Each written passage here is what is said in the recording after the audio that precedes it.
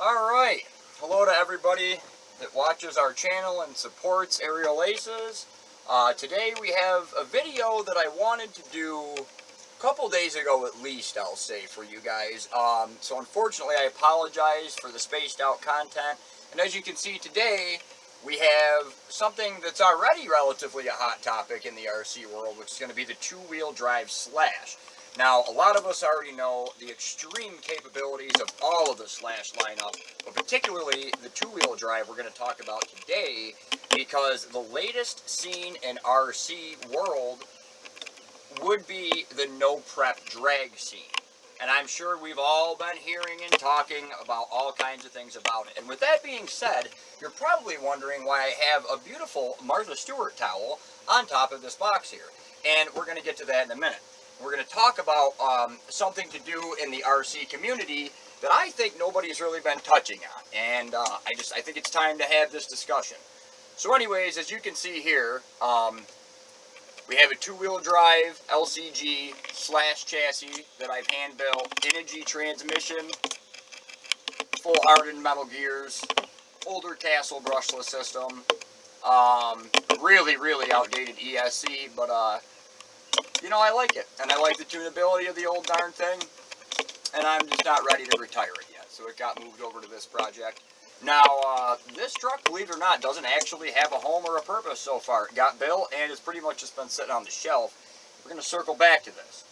So, the topic of no prep, drag, RC, is something I've never even blinked an eyelash towards.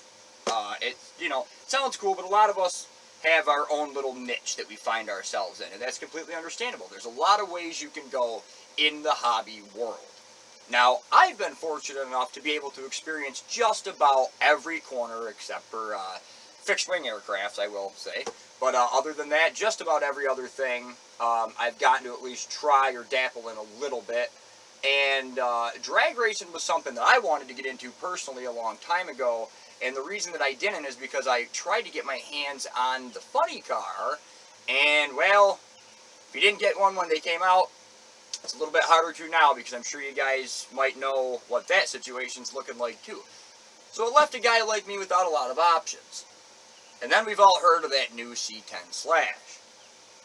Sounded pretty awesome. Now, I personally own a 78 square body Chevy in purple in real life. It's a crew cab, but I have that ridiculous love for GM square body trucks, as many Americans do. So, that being said, I seen that new truck coming out and said, I have to have it. I have to have it. And very rarely do I see a brand new. I buy a lot of my stuff used. That's what we do. That's what we're in the business of doing. I buy them broken. I love to fix them. That's one of the things I enjoy the most in the hobby, is the repairs, the customization, the fabrication, the one-off aspect of everybody's vehicle. That is what's so intriguing to me mostly. And second to that, the micro performance that you can't get affordably out of a real car. So, I put a pre-order in, I want to say back in March 27th-ish or something like that, at my local hobby shop. We got our pre-order in for that C10 Slash, and I found myself calling week after week, and they didn't know what it was coming in, they didn't know what colors we were going to get. I couldn't even put any money down on it to reserve my spot for absolute positive. Now, I got a random phone call the other day, and a package finally came in for me. So I'm sure, with some context clues, you folks can finally start getting a little bit of an idea on what's under this Martha Stewart towel. Let's check it out. So we got the C10 drag Slash, and like I said, we're going to go ahead and we're going to come back to this guy right here, because actually that is not going to be the center of attention for our video. And as you guys can see, I got a mess going on here. I'm working on a ton of stuff. The boat's had a couple problems that we need to address. Hopefully we can get that worked out. But as you can see right here, we got that hot topic. So, I did open it up and at least take a look at it, but I did not drive it. I haven't taken the cellophane off. I haven't even fully explored the vehicle. I've actually had this in the box since Saturday. So I really hope you guys enjoy this video, because it's been killing me to get to this thing. I really want to go set it on the hood of my real truck and take some pictures. But as you guys know, C10, 67, square body, America's favorite truck. Some might say it's the Ford F-Series. I think it's the GM square body trucks. Well, let's see what we got here. There's a wheelie bar taped in there. We'll get that puppy out in a minute. And we're also going to cover a couple things that I think need to be talked about with the C10 that nobody else has touched down on. Now, I was a little concerned when I first heard about this coming out. Oh boy, look at the mess I'm making. I was a little concerned when I first heard about this coming out, and after 2 or 3 weeks realized I wasn't getting any updates or information. And with that, and, you know, if any of you guys have explored any of that, which I'm sure a lot of you have, I did a little bit of digging around. I was curious why Traxxas wasn't selling this particular model themselves. I was curious why a lot of hobby shops were limited to the amount that they were able to receive and the colors they were able to get, or at least in my experience. And another thing I was curious about is, say I wanted to build this, which I obviously did, and put my own Magnum transmission on there. Now, could I build this truck and a month from now put the Magnum transmission on there? And if I were to eventually get my hands on these electronics, have launch control, and all of the other TSM, you know, all of the features that this guy has to offer, which we'll go over here in detail in a minute. And so far, I would say the answer is no. Now, I dug a little bit. I talked to Traxxas directly. I talked to the owner of my local hobby shop directly, and tried to get a feel for why this particular truck was a little more at loss for information and details as compared to a lot of new releases that we see. And so my local hobby shop only got 2 of these guys. One was a gentleman in front of me that received it in Midnight Black, and I was second up, and I obviously got Ultraviolet. As I said, my truck is purple in real life. It does need a new purple paint job, but it's purple. Yeah, so let's take a look at this thing. This body is absolutely gorgeous. As you guys can see, it's a little wide, which is one thing that I feel like nobody's really discussing.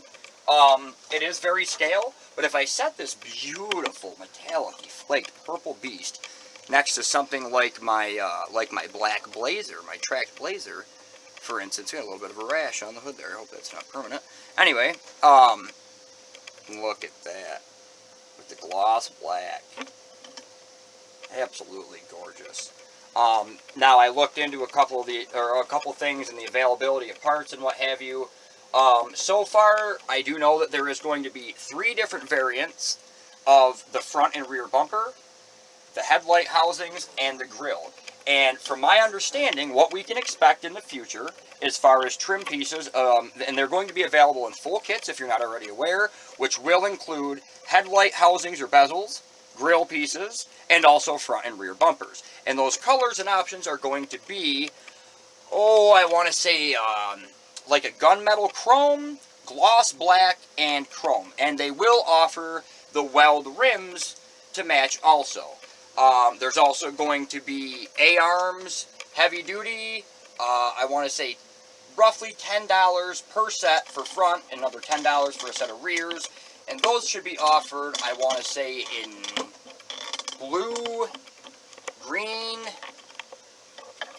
red, and orange? Something along those lines. Don't quote me on that. You know, it's a little bit of a preview. You guys can hop on Traxxas' website, and I'm sure by now they have updated this. But anyways, and now I'm sure you guys, if you guys want one of these and have a camera malfunction, I'm sure there's going to be a glitch on your guys' end on the video, so I have to apologize for that. I'm sorry. Anyways, where were we? C10. Yeah, so, mine's got a little bit of a rash on the front. I don't know if you can see that on camera or not. This is going to be my first drag vehicle whatsoever. We are working on building another one by hand. We will start including in some videos. But anyways, one of the major things that I wanted to discuss while we look at this beast here is why are they so non-existent for some people? Now, I'm sure some guys are watching this video and saying, hey, I got mine. What are you talking about, man? Well, I know that there's some other people out there that just are having a seriously hard time getting their hands on them. And we're having kind of a PS5 situation in some places I'm seeing. If you guys hop on eBay right about now and look it up, I'm sure you'll see the same few of them that I did that are going for almost $800. Now, I don't really agree with that. I don't think that's right.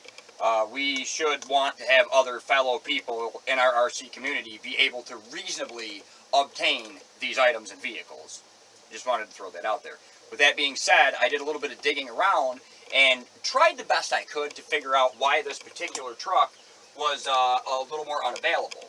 Now, I know it's an awesome truck. Without even going over all the details, we all know it's an awesome truck. I mean, look at that thing. What a great vehicle. It's a great vehicle in real life.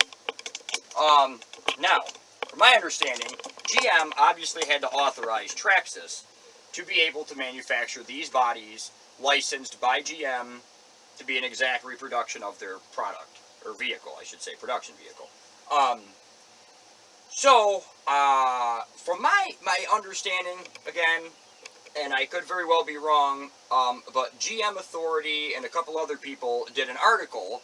Now, these are places that focus more on the productivity and the stats and performance and functionality of 1.1s and, you know, full-size cars. And a few of these magazines and news outlets for automotive industry have done some spots on this particular vehicle because of the attachment with GM.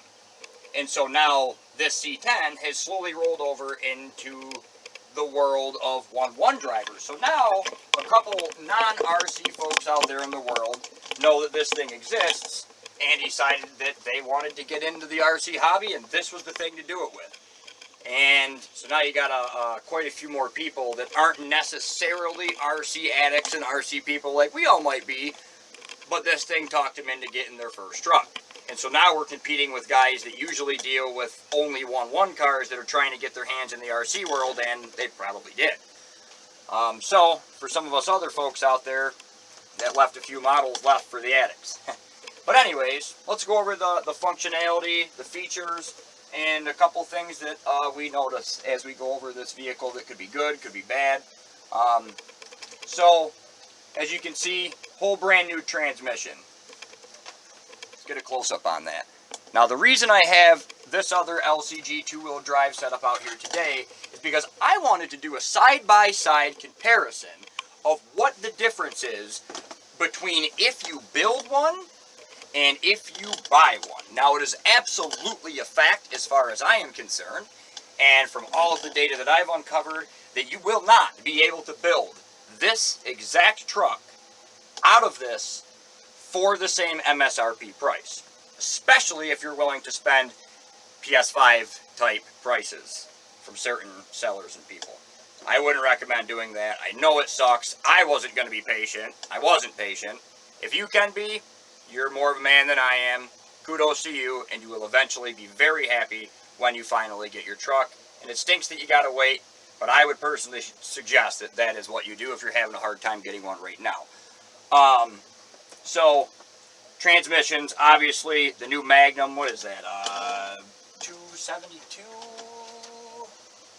What is that new transmission? What is that new transmission? Well, we're just going to call it the Magnum for now. I forget what the numbers are on there. But yeah, and this also has a centered diff type setup. It's got some spider gears in there. That is going to be limited slip, as you can see. It does feel as if it's a very tight limited slip. There is some thicker fluid in there from my understanding, but it is still limited slip.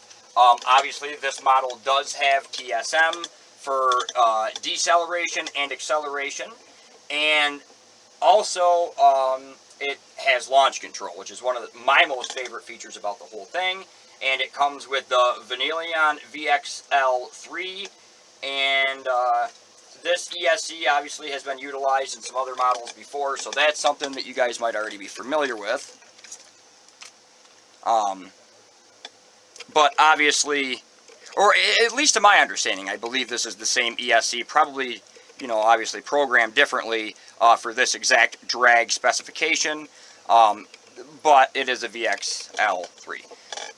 We got some high reservoir shocks, some different springs on here, different rates. The body mounts are obviously quite a bit different along with the towers, as you can see here. And right here, the back end where our wheelie bar is going to hook on. Right there. I'm assuming my hardware is in the bag. You have 5 adjustments on the screws, and also 2 different sets of wheels, a small set and a large set, meaning that you get ultimately 10 adjustments. 5 adjustments on the large wheel and another 5 on the small wheel. Now again, I'm going to let you guys go ahead and just take a look at these two in comparison side by side. Okay? Go ahead and check that out for yourselves. Let the camera get a nice zoom and see what we got going on. We got nice steel belted radials, a little bit of tread on the front tires here. Feels like a little bit of a medium compound, I'm not really sure.